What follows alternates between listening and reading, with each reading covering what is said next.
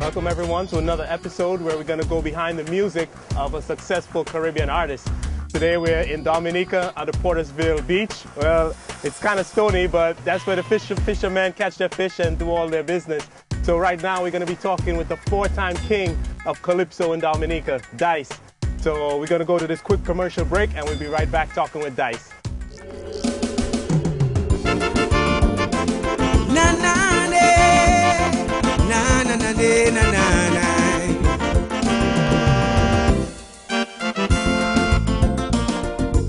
Dice again.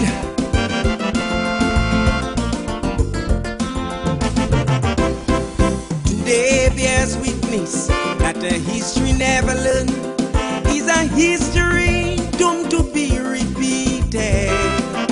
That man's heart would be hardened if none to himself, and the cycle of destruction would be completed, and the cities and towns would be filled with corruption.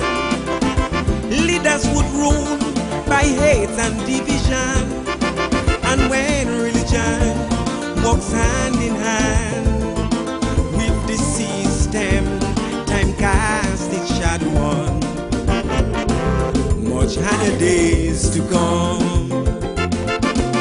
These are the days of darkness, low men in high office, respect is lost even in schools.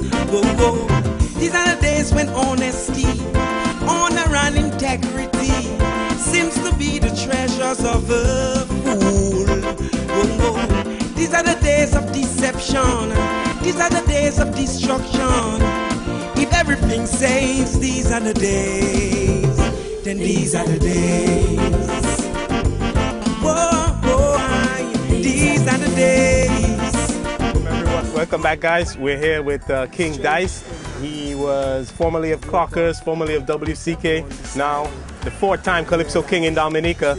So Dice, tell us a little bit about how you got started. Well, I would say at a young age, you know, because I always like to sing. My dad played the guitar, you know, so he and his friends would play the guitar, so I would always come and sing, you know. Yeah. So I always like the singing vibes and the music vibes.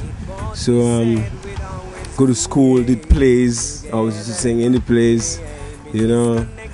Go to secondary school, join cliques and clans, sing dancehall, reggae, all type of stuff. So you know, but Dominica is kind of a, you know, a different place. The Calypso is one of our big music, you know, big things we just do there. So yeah, I remember when you were in SMA, and I remember that first time I heard you sing in the church. That was, I think, one of the churches, and everybody was just blown away by your talent. So it started way back, you know, in high school, right? Yeah, man. Well, the church thing, you know, SMA is a St. Mary's Academy, so you know, church was part of it, you know. So they do their nice little get-togethers in the church sometime, and you know, ask for volunteers to do a piece, you know. Yeah. And I would, you know, do my thing. You was there, you know, right. Doing it. Different stuff. Yeah. Okay, so from after SMA, what was your next group you got into, or how did the Clockers thing start? Well, after SMA, you know, Wayne Robinson, Skinny Bantan, member of WCK band, you know, at that time, you know, we was doing things like going on the Bayfront and with Skinny too, and dancehall, all different people doing the dancehall on the Bayfront, you know, and doing their thing. So we was part of that. So you know, we just decided to form a crew, you know, Skinny, everybody, and then come together. We have rappers, we have dancehall artists, and myself always the singer, doing it nice for the ladies and thing, and the consciousness, you know. So that was my part, and then I always used to bring that in. So you know, the crew was there. We did some music, we did CDs, videos, we did videos, Guadeloupe, you know.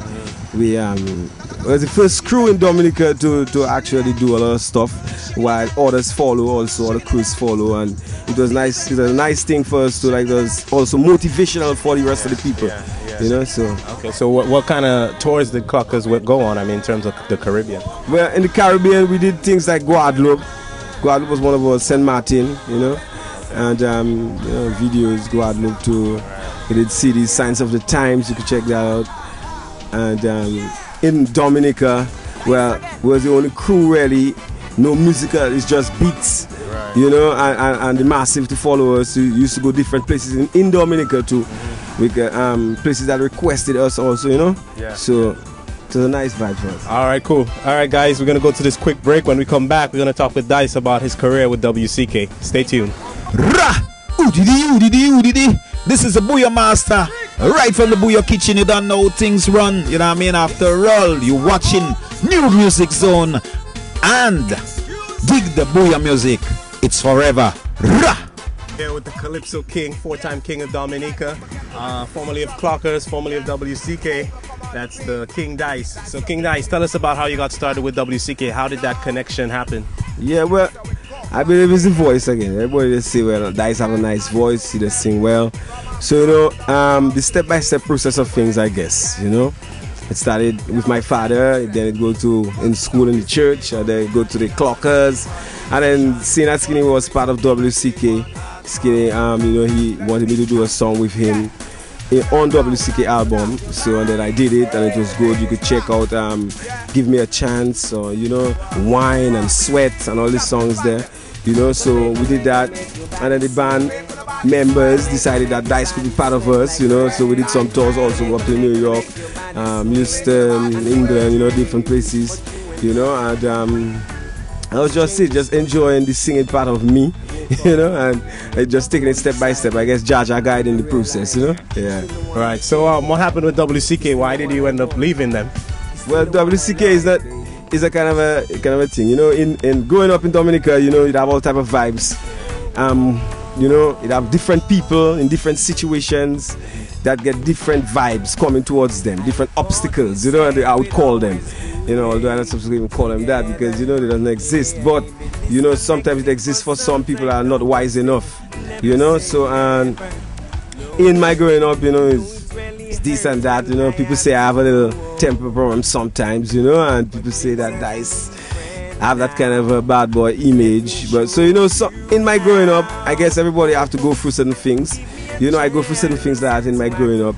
And CK was part of me when them things was happening. Well, it was kind of at the end of them things, you know, and the beginning of CK. So it come kind of in the middle of it, you know. So certain things happened, and the band decided to take a decision on suspension or something like that. But you know, as a Jaja youth in a kind of a form. So I say, you know, if I really have supposed to be in that, I will continue. If I'm not supposed to, I will go. And then they made a decision in a kind of a form that they would give me a suspension. And then I made a decision that, you know, all these ups and downs not really necessary, so I would just leave that alone, you know.